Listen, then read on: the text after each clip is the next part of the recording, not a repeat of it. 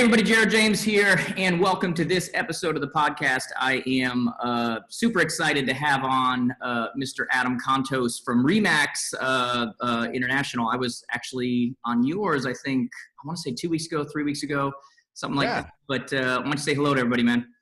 Hey, everybody. Great to see you, my friend. I mean, you're looking well. Staying fit man. During the COVID period here. Yes, I was just saying, man, we were, literally we were just chatting and I'm like, why don't we just save this for the podcast? Because I enjoy podcasts where people are just talking, where they're just having conversation, and it's like normal conversation. Like, the old saying, I'd love to be a fly on the wall for whatever. Like, I you know what? Dang, we should rename a podcast Fly on the Wall. I like that. That's actually really good. I like that. I'm writing that down. Fly on the wall. I actually like that a lot. There's a race to fly on the wall now. Better get that before you release an interview show. Fly on the wall. Like that is dang. I'm gonna write. I just wrote that down. But we were talking about it. I just got done running. Obviously it's a big thing to both of us. For me, I think everybody assumes when you work out a lot or whatever that you're trying to make sure you're ready to audition for Baywatch, and that's not. For me, I mean, obviously, I also don't want to look the opposite, but for me, it's just such a stress relief, and it's when I think, and it's when I game plan, and it's when I, all that stuff. You said gyms have opened up there now? Yeah. Here in Denver, they've opened up. So I mean, it's weird to get back, but it's so refreshing.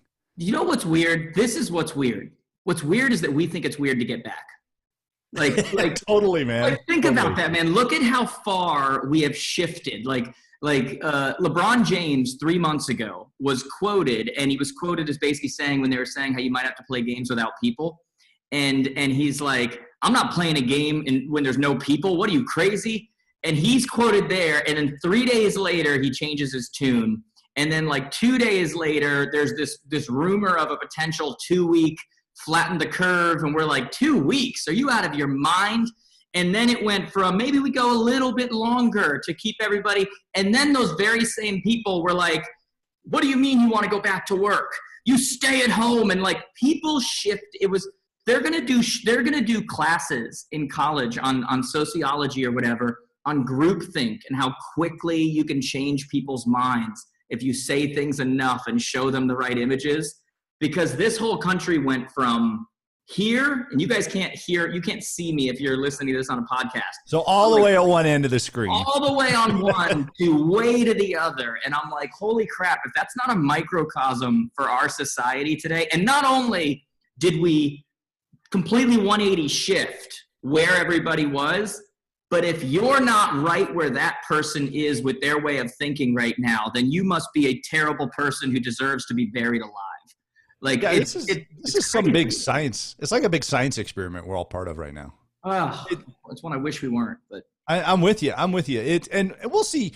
Hopefully we'll see some change for the good. I mean, we're definitely going to see some evolution. Like this whole video thing. You and I are on video right now, where before I would always record podcasts, or you probably would record podcasts where you're just on a phone call. Yeah. But I mean, I remember I was just talking to, who was I talking to? I was talking to someone in the Remax organization, and we brought up Richard Robbins, out of Canada, which good friend of Remax, another coach, big coach in Canada type of thing, and a good friend of mine and whatever. And I was telling them I was the reason they changed their coaching to video years ago, because we were at a dinner or something like that, and he was telling me how they were still teleconferencing, and I'm like, what are you doing, man? Like, you gotta go over to video.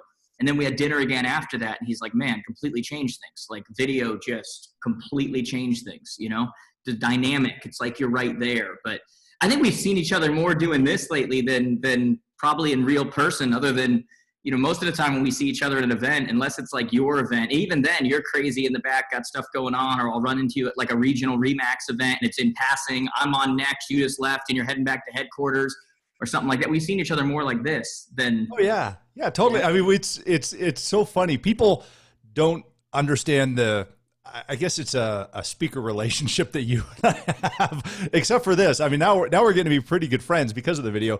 But yeah, we would see each other. I'd be walking off stage and you're walking on, or you're walking off stage and I'm walking on, or we're high-fiving and hugging and everything. Yeah. How were they? It's hilarious. Yeah. But I mean, awesome. You know what's funny though, Jared, is you talk about video and everything. First video call. Do you know when the first video call was made? You're going to tell me it was way back. Was it Nassau? 1964, man. Who was it? I don't know who did it, but there's this picture on Google, the first video call being made in 1964. I think it's like a black and white photo or something like that.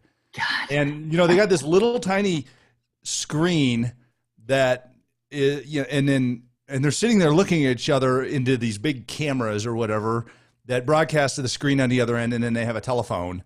Yeah. So, but 1964, I mean, that's a long freaking time ago for us. You know what's crazy is when you said that, I was like, man, that's not that long ago. And then I thought about it, and I'm like, holy crap, that's 56 years ago. Do you ever hear like when someone says something from like 1992, you're like, oh, the other day. And then you realize we're in 2020. Like, does that ever happen to you, or is that just me? No, totally. That happens to me. I mean, you know, I was out of high school by then. I'm an adult in life, and I'm going 92, whatever. That's cool. And you think about the cars back then, and you see them like pristine clean in your mind. You're like, oh, that was a badass Camaro or Firebird. What was your first car? What was your first car? My first car was a Ford. It was a four-door Ford. Gosh, the name, it was like a dirty yellow. It was disgusting. And had because it was yellow and you never washed it, or was that the color of the car? No, I actually kept it relatively clean. Gosh, Yeah. what was that? Like a Ford Fairmont or something like that. Were you pretty nutty about your, like, I was pretty crazy about I'm still kind of like, my car's still pretty clean. Like, I know how clean it is when I get into other people's cars. All right. So what's it like? Tell me the truth. You want to hear a weird story? Okay. I know you really dig these weird kind of, second or, 1 degree removed type things. Okay. So growing up in high school, there was a gas station where Remax headquarters is right now. And it was a Chevron station. It was called Valley View Chevron. And because the highway that goes straight up through Denver is called I-25. It was called the Valley Highway then. It goes north to south in the United States. And right next to it there was the Chevron station. They had full service gas where you drive in, there's a rubber hose, and you roll over it with your car and it goes ding, ding. And somebody runs out and pumps your gas and wipes your windows down and checks the tire pressure and checks the oil and stuff like that. That was me. So in high school, I worked at the gas station that is where our headquarters building now sits. That's great. And so I was a car fanatic. So I kept my car really, really clean. Yep. I always changed the oil, did the brakes myself, rebuilt the carburetor, all the stuff that a mechanic would do in the 80s. So what about now? What's your car like now? Is it clean now or what? It is. I keep it really clean, but I get it dirty on weekends. It's a Ford Raptor. So I like to go, I go off-road, I'll go fishing or one of my best buds drives a Ford Raptor. Yeah. Is it black? It's leadfoot gray. Leadfoot gray. God, that was made for the owners. That's awesome. That's awesome. Talk about a marketing play there. Dude, you want to know one of the greatest lessons I ever learned was my first ever car was how old are you now? You're like 40. I'm 48. 48. Yeah. So you've got 10 years on me. I'm 38. My first car was an 88 Honda Accord. And man, I kept that thing immaculate. But one of the greatest lessons I ever learned was that my grandfather, I worked full time in high school. I actually gave up playing sports and everything. And I worked full time. I would literally leave school. And at 1:53, I'd drive like 103 miles an hour, and I'd go put a suit on, and I would manage 2 departments at JCPenney full time every single day. And so I really wanted this car, right? And I didn't have enough money. I think it was like $3,000 or something like that. It was used, whatever. And so my grandfather lent me the money and told me that I had to pay him $250 a month, which as a high schooler, that was a lot of money. Especially back then. I mean, it's not like, minimum wage was not what it is now. And so I had to pay him $250 a month in addition to paying for gas and all this kind of stuff. And I never missed a payment. I made the payments, did whatever. And when I paid him off, he gave me all the money back. And wow. Yeah. And he said to me, he goes, I wanted you to earn it. I didn't want to give you the money. He goes, you've always been a hard worker. I wanted you to have a car. He goes, but I didn't want you to just get it. And he goes, I intended all along, as long as you didn't miss a payment, that I was going to give you this money back. Because it wasn't about the money for me. It was about you earning it. And he gave me the money back. And it's a lesson that I keep with me to this day. Like, that's huge, man. So it's good. too bad we can't do that with our mortgages, right? Well, who knows? We might be heading that direction. So tell me, man, because I never hear about this. Tell me about your upbringing. Were you brought up two parents, single parent household? Where were you brought up? Like tell me about your upbringing. So grew up in, born in Ohio. My dad worked for the federal government. He investigated organized crime, like the mob. Nice. So, back when it was big. Yeah. Oh yeah, totally. So like he was kind of like Elliot Ness, That's awesome. you know, that type of thing. Yeah. So, in fact, his dad worked with Elliot Ness. So it's been through the family quite some time. So my grandfather was in law enforcement. My dad was in federal law enforcement. So, born in Ohio, then we immediately moved to Virginia. You worked at the Treasury building out there. That's where you move when you're with the federal government. Yeah. You got it. You got to do your time in Virginia. Yeah. Or in DC. And then we moved to Texas real quick, just outside of Dallas for probably, I don't know, 6 months, and then to Denver. And I was really small by the time we got to Denver. I hadn't even started preschool yet. So we were moving around a lot when I was a little bitty. Yeah. And so grew up in South Denver. They were kind of wheat fields, and they were just starting to build houses out of Denver from there. So grew up there, went to high school. The day after I graduated, so I had two parents at home the whole time, mom, dad. The day I graduated high school, I went to the Marines, to Marine Corps boot camp. Wow. So graduated June 3rd, left June 4th for boot camp. All my friends are like, "What? Let's go party." I'm like, "I'm going to boot camp tomorrow, dude." And they're going, "Are you nuts?" So I went to do that. My parents got divorced while I was in boot camp. So, and the reason why I joined the Marines was my dad's brother was a Marine, and I idolized the heck out of him. My uncle Kevin, just an amazing guy, really a badass in life. And we'd sit there and he'd tell us Marine stories. I'm like, I want to be this guy. Dude, my uncle used to send me notes from Desert Storm. He was a Marine, and he used to send me notes from Desert Storm when he was laying up against the, what do they call the barricades? The bags. The sandbags? Yeah. He'd be describing to me like what he was in the middle of and like what was going on, and they were on a break, like they were literally in the middle of battle. And he would send me notes from that, and I used to as a kid, I used to read them, and I used to cry like, you're scared to death for your uncle. But I see you were what, like 8 or 9 years old then, or something like that? God, I'm so bad with the ages, probably because, man, I moved around a lot too, like 6 different states, the whole whatever, military family, whatever. But like, I think that sounds about right as far as the age when I'm looking back on it from a memory standpoint. That was probably right about when it was. Yeah. Okay. Yeah. So I mean, my point, I didn't realize how much we had in common here. Like the moving around. My father's a military guy. My father was the director of security for NASDAQ for the world. Does nothing but hire and work with cops and, the Secret Service. And he's on it's not called the board of directors. It's whatever the equivalent of the board of directors is for the FBI. Like grew up in that mentality. So you, I didn't realize we had that all in common. So you idolize this guy, your uncle, right? Yep. And yes. And what about it though makes you say, I want to go do that? It's one thing to idolize and say, hey, that's, pretty cool. But like, what about it like attracted you? Looking back, or partying. I can't answer that. I mean, I was never much of a partier. So we didn't really, there was very little drinking or anything like that in my household. Yeah.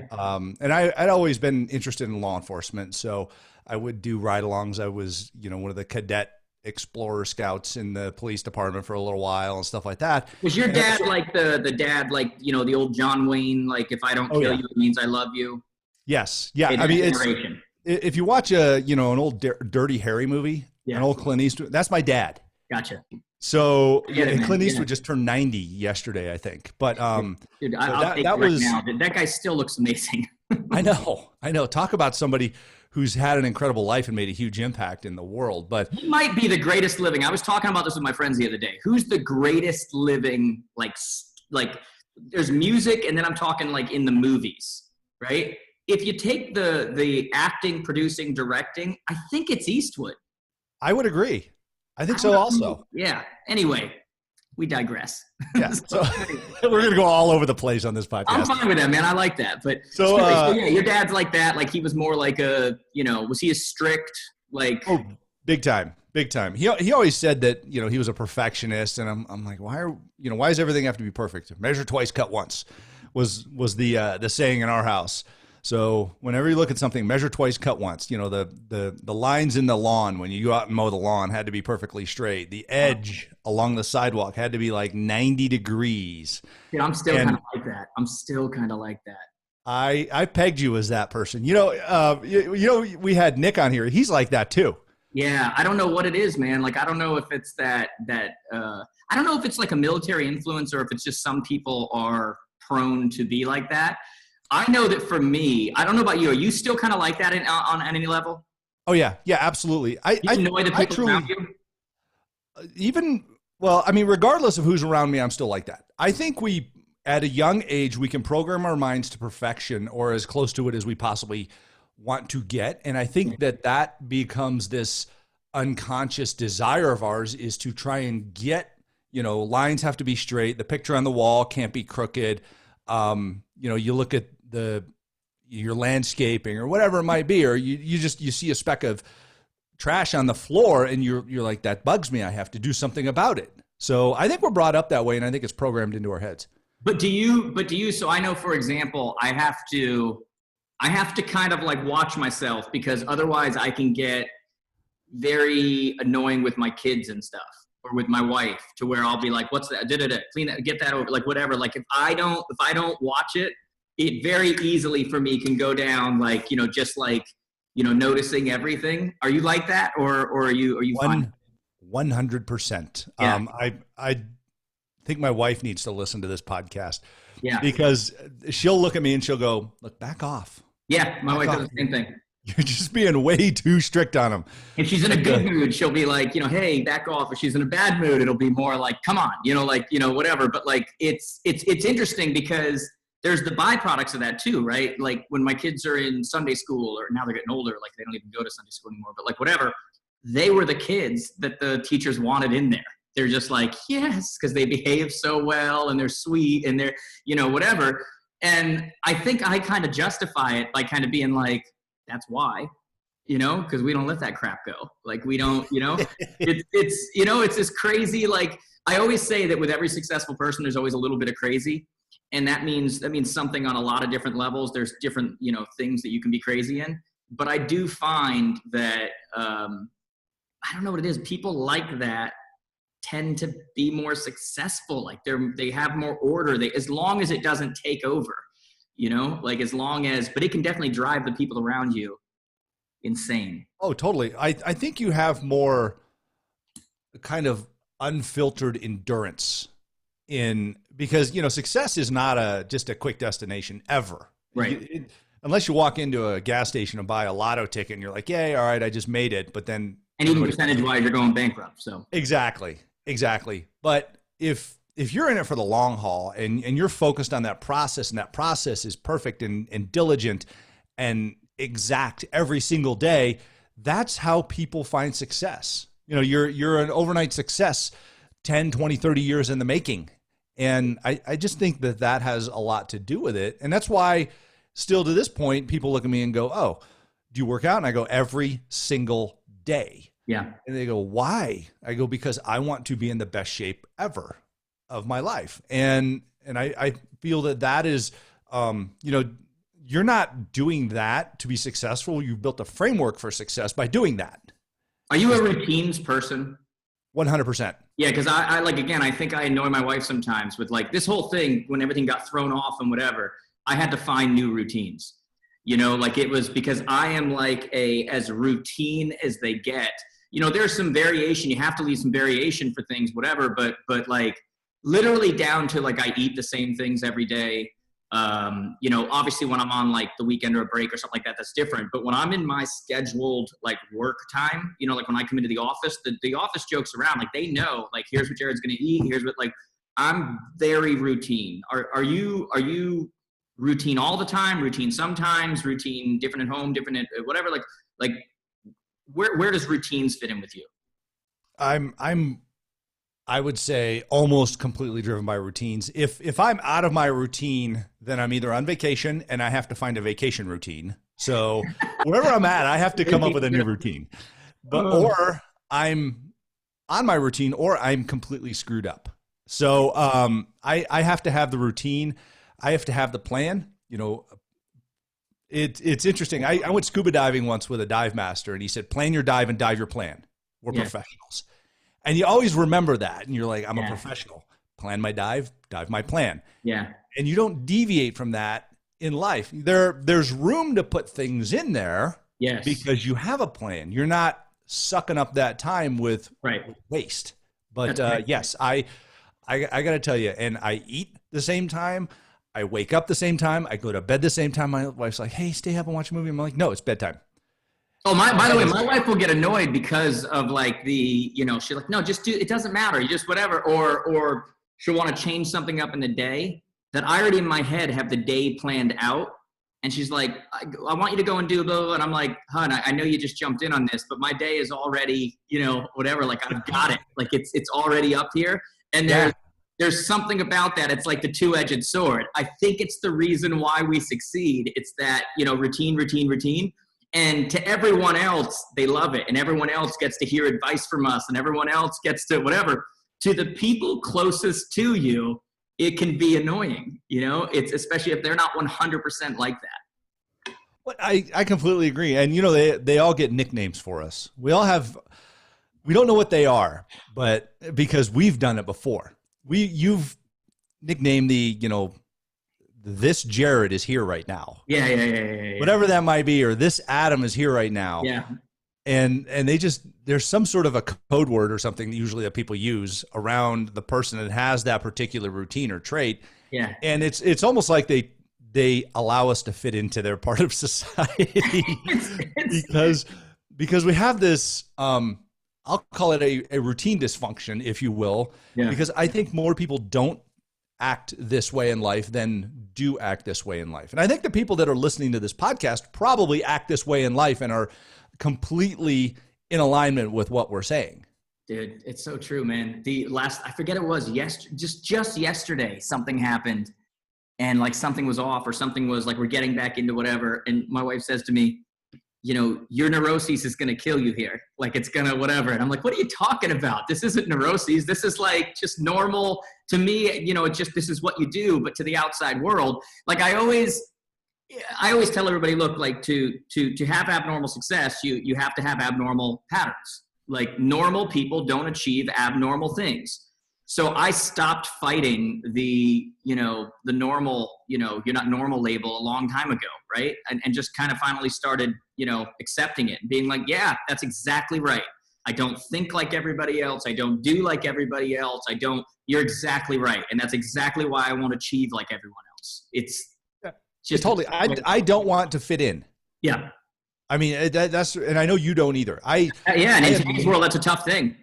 Yes. Totally. Yes. I have no desire to fit in.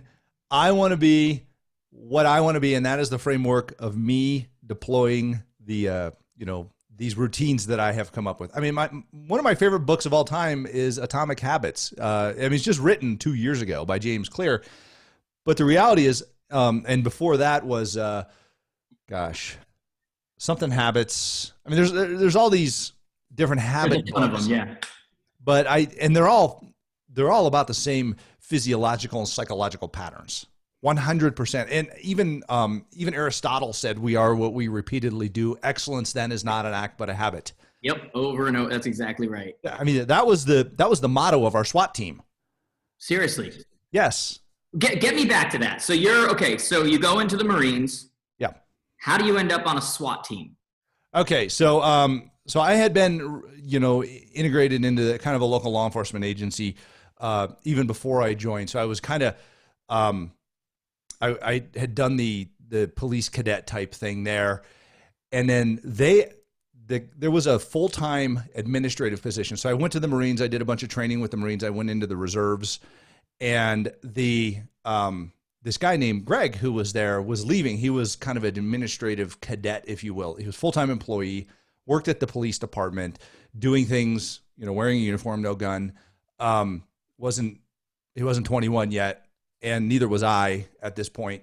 And I'm like, I want that job. And he goes, well, I'm joining the Marines. And this guy was like totally squared away Marine. So he recommended, he goes, you need to put Adam in this position because Adam's been in the Marines. He gets this. And they're like, okay. So they hired me for this position. So I got into law enforcement and I went to a police academy during that time. And I graduated the police academy when I was 21.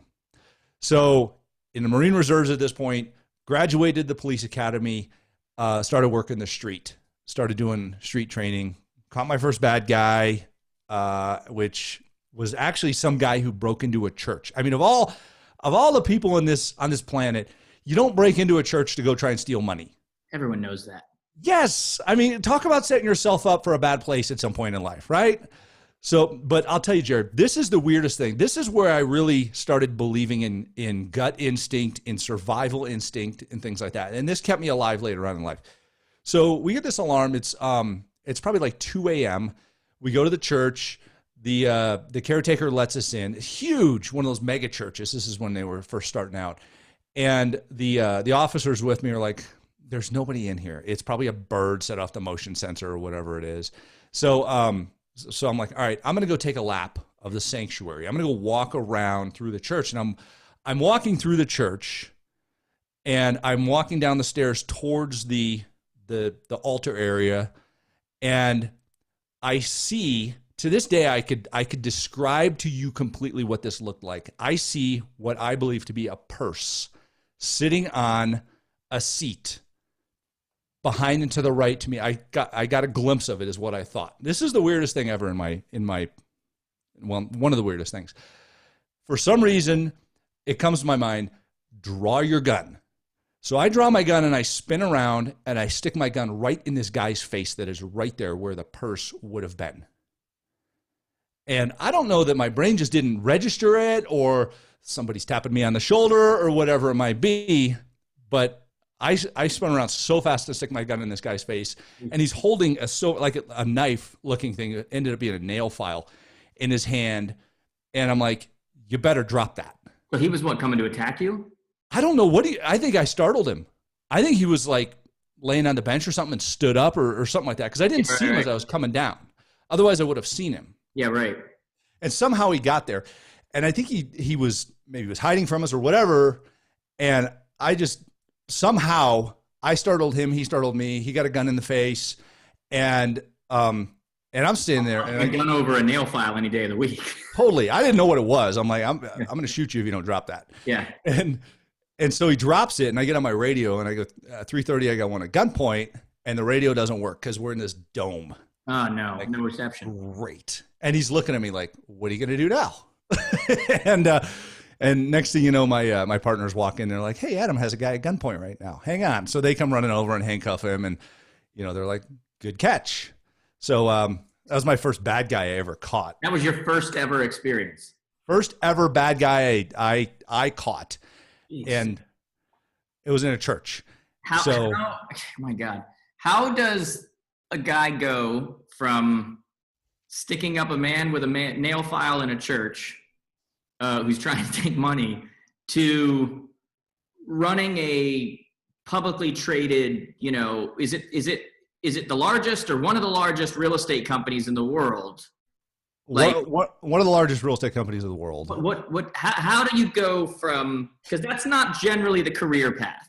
Right. So, you know what I'm saying? Like, that's not, if somebody in second grade is listening right now and they listen to me for career advice and they want to make it someday and whatever, if you want to run a very large publicly traded company in the world, generally law enforcement's not where you start. So how does that happen? So I start in law enforcement. I went to, so I was at a police department then. I moved to a sheriff's department where I did 11 years. So I found the sheriff's department up and coming, basically went from 35 to 450 people while I was there. So fastest growing county in the country. So went down there, started kind of working my way up. I did a ton of leadership training in the Marines and the reserves, as well as in law enforcement. Were you always into that? Like, were you always, because I noticed now you have like a thirst for that. Like, you always were into that? Yes, I've always been hungry for training, for getting better, finding these principles and concepts. And the military is just a great foundation for leadership training. No doubt. As is law enforcement, because it's military based. So so I studied the heck out of that, and I progressed up through the organization. I worked 2 years undercover narcotics, which, by the way, had a big part of this because that's where I learned sales. So I was undercover for 2 years, buying and selling drugs. And I learned sales and sales techniques at the DEA undercover narcotics school. Wow. So, so I was on a drug task force for a couple of years. Every day I would have to go meet new people, earn their trust and confidence, and find out whether or not they had product for me or knew somebody that did, and then start getting some drug deals going. And then after we did that for a while, yeah, so we could arrest them. You lived in the world where it's like, is it true that if somebody asks you if you're a cop, you can't lie? No, that's not true. That's just for the TV? That's just that's just a bunch of BS, Jared. My whole world is shattered right now. Like, this is okay. All right. So you're there, you're having to make these deals. That way you can arrest these people. And what? You arrested Vinegar, and then you held him at gunpoint and said, make me, bring me on, or what happened here? So he's building the Sanctuary golf course in like 1995. Okay. So he owns a private golf course. What's that? Who's he? Linegar? Dave Linegar, yeah. And just so everybody knows who's listening, Dave Linegar, founder of Remax International, pioneer of his time when they came out. I mean, they were the disruptors of the time. Okay, so he's building this golf course. Okay. Yeah. So I'm sitting out there. I saw that there was an off-duty job there, make a few extra bucks. So I signed up for that. And I'm sitting out there one night, and he pulls up and he's like, "Hey, I'm Dave." And I go, "Hey, I'm Adam." I go, "What are you doing out here?" He goes, "Well, I own this." I said, "Oh, this is fantastic." And this is in the middle of the woods. So basically the construction was at the point where they had moved dirt. And so think like very, very rough off-road terrain, rocks, trees, dirt, things like that. How long ago are we talking? 95. 95. Okay. Yes. So it's nighttime, and he says, "Hey, do you hunt?" I said, "Yeah, I do." So he goes, "Well, let's go see if there's any porcupines out here because they're killing my pine trees." I said, "Okay." So he straps on a pistol, and we start four-wheeling around in his Suburban. You're 23 years old. Yeah. This guy building this thing is like, "Hey, do you hunt?" And now you're out there. He grabs a pistol, and you guys are looking for porcupines. Yes. So, and we got the Suburban stuck. So we got it stuck by driving over this long sheet of plastic that they had covered up a cart path with that they had poured a couple days before. It wrapped around the drive shaft. So we look at each other. We're like, well, there's only one way to fix this because you can't get a tow truck out here. Let's get underneath and cut the plastic off. So we're laying underneath the Suburban in the middle of the night, cutting the plastic off. And we spend hours talking to each other. And he goes, "I kind of like you." And I go, "Well, you're a pretty cool guy yourself." He goes like, "Well, let's stay in touch." So we stayed in touch, and we would see each other around the area at restaurants. I was on the SWAT team, so every now and then he would come and hang out with us or whatever. And then he started riding with me on the street as I worked my way up in rank. So I eventually became a lieutenant. I was the SWAT commander, and he would come ride with me. Friendly, and he would come do ride-alongs. Yes, yeah. So and I also had started two businesses during this time. So one was an online police supply company in the late 90s. Starting an online business in the 90s was challenging, but I did it. But I just wasn't making enough money to make it worth my while. I mean, it was profitable. You still had the entrepreneurial bone though. So even though you were in, law enforcement and doing that, you had this entrepreneurial itch, so to say. Totally. Yeah. So, so I started that, shut it down, and I started a consulting company around 9/11. So I had a security consulting company that was just, I was doing really well with it. So I had the best job in law enforcement, which was SWAT commander. And then I had this awesome security consulting company. So I was making good money consulting to businesses about how to keep your employees safe and make your facilities harder to victimize. And then I created a real estate agent safety program in the early 2000s. And did you create that because of your relationship with him? And you were like, "Hey, we can get this into places." Like, what made you think of real estate agents? A friend of mine's mom was a Remax agent in the 80s, and I would go establish their showing patterns for the day, the tours, things like that, flip through the MLS book, highlight stuff, hit the dot matrix printer to print off the So you had basically proximity to people in real estate, and it made you think that way, and you saw opportunities, and you were like, "This is something I can do." Totally. Yeah. So I pitched my program to Remax. Had nothing to do with Dave. I actually pitched it to Margaret, who was the president at the time. Margaret Shelley? What's that? Margaret Kelly? Yes. Yep. So she became president and CEO, I think in 2002 or 2003 when they brought me in to teach the SAFER program. And then, so I taught that for a year to the organization, 32 city speaking tour in North America to teach the program, and got to know all the people in the business. And Dave one night said, why don't you quit these other things and come work with me full time? And so I started at Remax. Do what the full time? What was he having you come over and do full time? I said, that's what I asked him. And he said, well, I want you to go work with the franchisees. Go be a franchise development consultant, franchise consultant. So basically, you bring the benefits and services of the organization to the franchisees so that the agents are aware of those things and they can deploy them in their business to help grow their business. And there was no talk at this point about maybe one day you'll take over? Like, was there any talk of that yet? Or was it just kind of like, hey, just come work at Remax? Dave had told me, he had been mentoring me, and he said, if you continue to do relentlessly the things that create great leadership, someday you can run a great company like this. And when you hear that, do your ears just perk up, or like what happens? Is your tail wagging at that point? Like, what's going on? For me, that's the motivation that I like to hear. It's what he did was he said, you have potential, but it's up to you to find it. And so I thought, okay, this is an amazing company. Let me see what I can find here. So he basically planted the seed in my mind of go be the greatest that you possibly can. And at some point, if you do the right things and the timing works out and all the stars align, you could possibly be running an amazing company like this one. There's no ceiling, basically. He gave you a destination. He's like, there's no ceiling. Like, it's going to be limited only by what you don't do. Like, correct. He gave me the environment. That's got to excite you.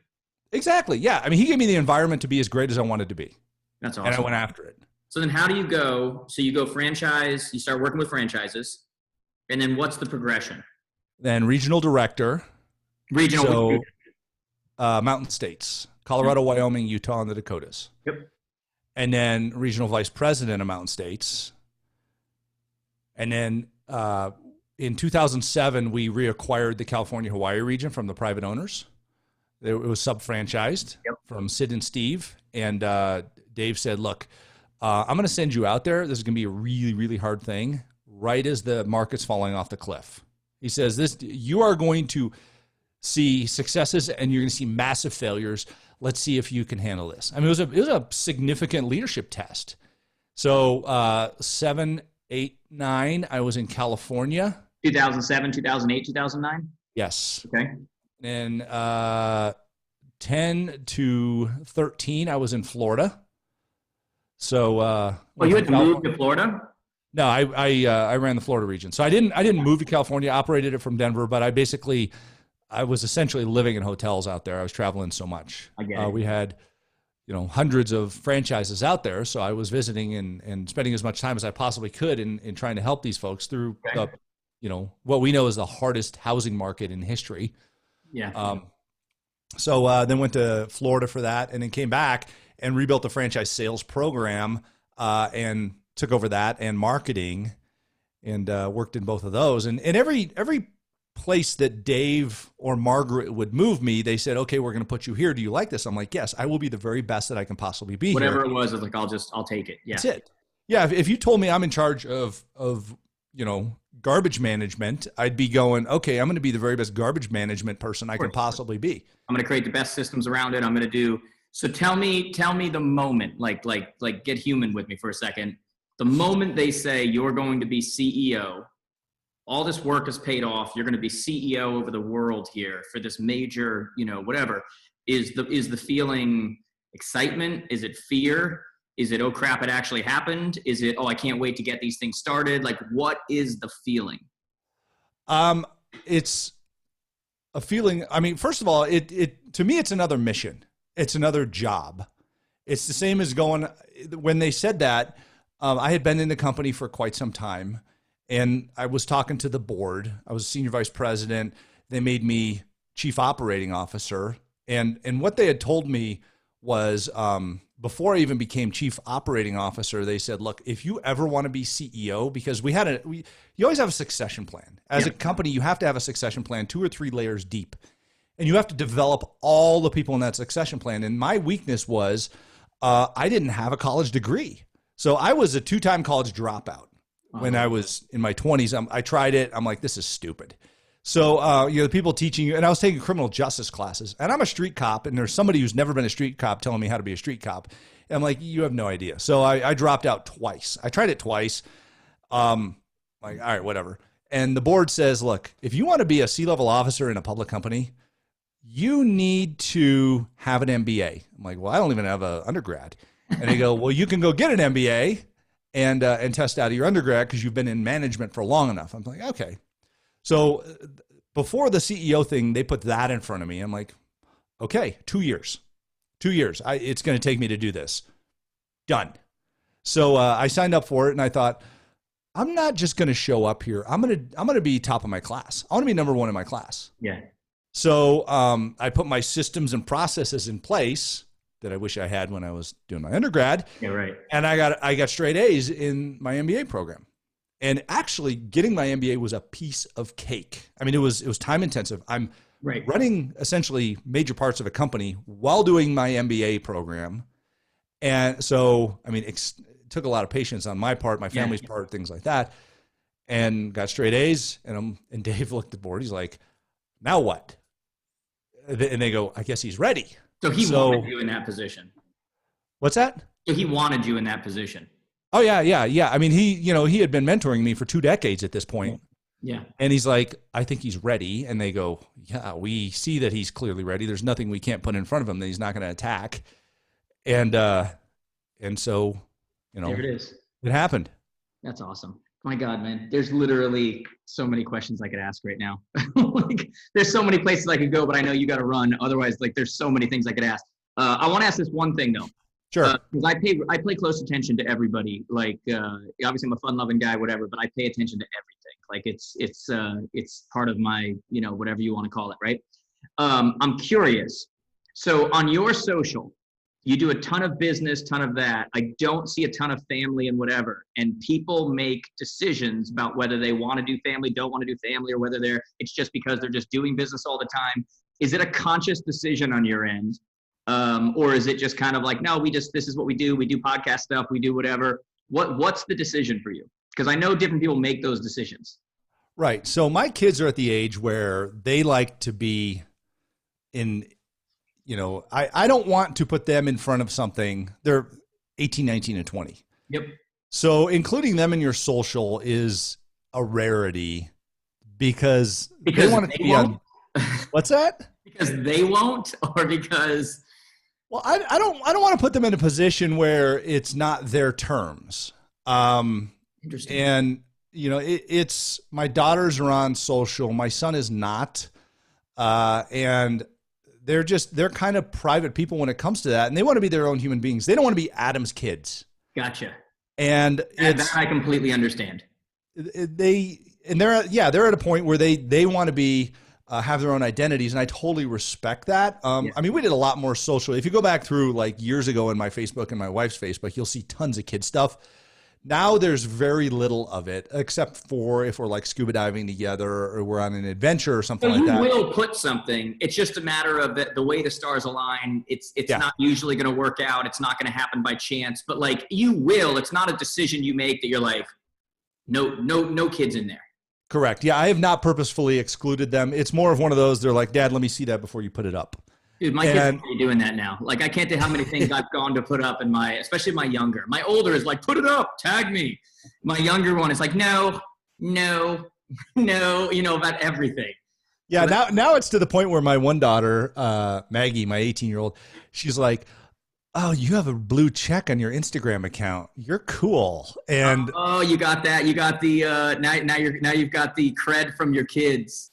Yes. Yeah, their friends are like, your dad has a blue check. Oh my God. Isn't that funny how the kids in the area pay attention to more? Like, I swear, like we have more kids in my children's school system wearing our merch than anywhere around the country. Like, they've all got pop sockets on the back of their phone. Hey, tell your dad, get me one of those hats. Hey, it's kind of a cool thing where like social can actually make you cool. Oh, totally. Yeah. I'm enjoying it. It's fun though, but yeah, I'm not intentionally excluding them from anything. It's more their choice. If they come to me and go, Dad, I want to be in one of your videos, I'll be like, all right, let's do it. Awesome. So awesome. So, hey, like I said, man, there's so many things I could go over with you. Like, we're going to have to do it again sometime. Yeah, we'll do a part 2 on this. Dude, there's so many questions because I didn't realize how many things we had in common and how many there's so many parts of your story I didn't know that would help so many people, like that are interesting, parts that as you're talking, I'm just like stopping myself. Like, don't ask, don't go there, don't whatever, so we'll have to do that. Where can people get a hold of you if they want to, or can follow you, or, whatever you want to give people? So they can find me on social at Remax Adam Contos, Instagram, Facebook. I'm Adam Contos CEO on Facebook. Startwithawin.com. Start With a Win is my podcast. It's on once a week. Every other week I do a quick win at the end of the week, which is just a short business tip. And check me out at adamcontos.com. I have, here's a gift for everybody. I just did Jared, I just did a ebook on kind of my perspective on video, since I'm doing so much of this. You mentioned that, doing a lot of video calls, things like that. But there are some ways to do video. Go to video.adamcontos.com. So video.adamcontos.com. And I give you some tips and some things to do, some things not to do, like always start your video with a smile and end it with a smile. It's not human nature, but you need to start working on that. That's important. So anyhow, I'm all over social media, but video.adamcontos.com. Put your email address in and I'll send you a link to download that. That's awesome. And video.adamcontos.com. Yep. You definitely, especially when it comes to the world of CEOs, put out, I think more content than any CEO I know. So thank you for that, man. We'll have to do another one of these, but appreciate your story. I love hearing the backside of the story, like, where you come from and those things. It puts everything in context. And I'm sure everybody listening is going to enjoy it too. So appreciate you giving to everybody, man. Can't wait to do it again, and can't wait to see you again. I'll be at the Broker Owner Conference. I'll be with you guys in Denver in August. So thanks. I love it. And I'm sure I'll see you on video before then, my friend. Oh, no doubt about it. All right. Be well, everybody.